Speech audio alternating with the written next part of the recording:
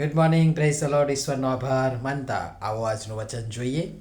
મારી વિપત્તિને દિવસે તેઓ મારા પર તૂટી પડ્યા, પણ યહોવા મારો આધાર હતો.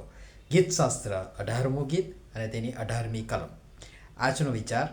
ખ્રિસ્તમાં અતિ પ્રિયવાલા મિત્રો, પ્રભુ ઈસુ ખ્રિસ્તના મહાન તથા મોટા નામમાં આપ સર્વને સવારની પ્રેમભરી સલામ. એક બે કહેવતો આપીને હું શરૂ કરું.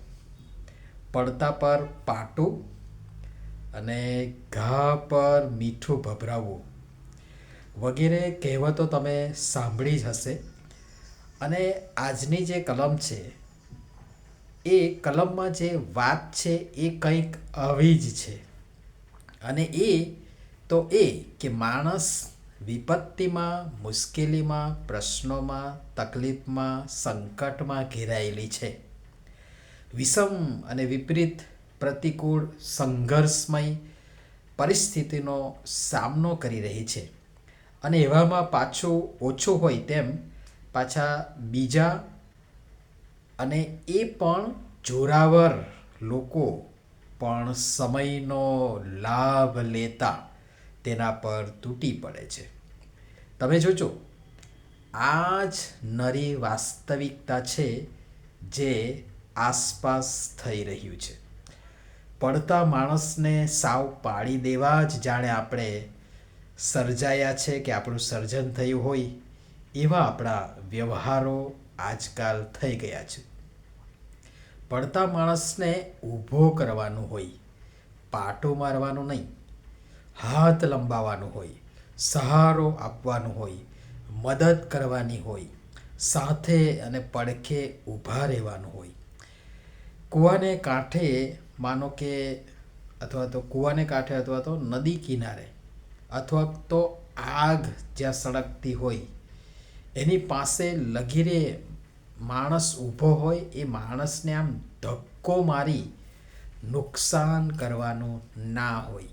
પણ આપણે આ બધી નકારાત્મક પ્રવૃત્તિઓ કરવા માટે જ જાણે ટેવાઈ ગયા છીએ. બહુ થોડા, કદાચ 100માં એકાદ બે માણસ હશે કે જે વિપત્તિમાં સહાય કરશે, અને કશું નહીં તો કમસે કમ સાથે રહેશે. બાકી તો બધા તૂટી જ પડશે.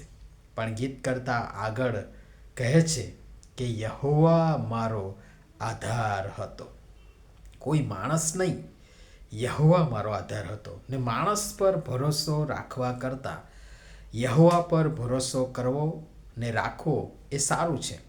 અને ગીતકર્તાએ એ જ કર્યું જે આજની કલમની આગળ અને પાછળની કલમો જોશો તો ખ્યાલ આવશે.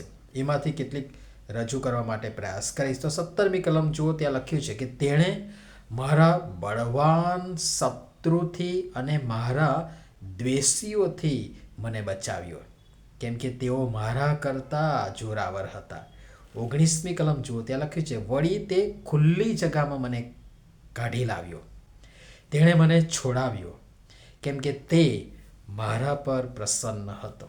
અને જુઓ, ગીત કરતાં આગળ પોતાના ઈશ્વર પરનો વિશ્વાસ અને પોતાની સ્થિરતા જાહેર કરતા કહે છે 21મી કલમમાં, કેમ કે હું યહોવાને માર્ગે ચાલ્યો છું અને ભૂંડાઈ કરીને મારા દેવથી વિમુખ થયો નથી. મિત્રો, મારા અને તમારા સંબંધમાં શું હું ને તમે આજે આ વિશ્વાસથી આમ કહી શકીએ? વિચારવું પડશે. અને જો એમ છે તો ખૂબ ખૂબ અભિનંદન ને શુભેચ્છા. અને જો નથી તો આ દિશામાં જવા, ચાલવા અને હવે પછી પ્રાર્થના સહિત પ્રયાસ કરીએ.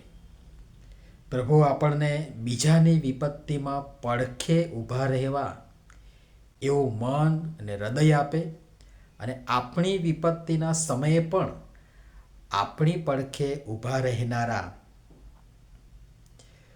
મિત્રો આપે. એ જ મારી પ્રાર્થના અને શુભેચ્છા. નમીએ પ્રાર્થના કરીએ. પ્રેમાળ પિતા, સાંપ્રત સમયમાં અમે તમારા શિક્ષણ અને તમારા ગુણ લક્ષણોથી વિપરીત દિશામાં જઈ ભલાઈના નહીં પરંતુ ભૂંડાઈના કામ કરનારા અને નકારાત્મક વર્તન અને વ્યવહાર કરી તમને મહિમાવંત કરવાને બદલે તમારા નામની નિંદા થાય એવા દુષ્કૃત્યો કરનારા બન્યા છે. અમને ક્ષમા કરો અને અમને એકબીજાને મદદ કરનારા, એકબીજાની સાથે ઊભા રહેનારા, એકબીજાને ટેકો આપનારા, એકબીજાના ભાર ઉચકનારા બનીએ માટે સર્વની તમે સહાય તથા મદદ કરો. પ્રભુ ઈસુના નામમાં આમેન. ધન્યવાદ.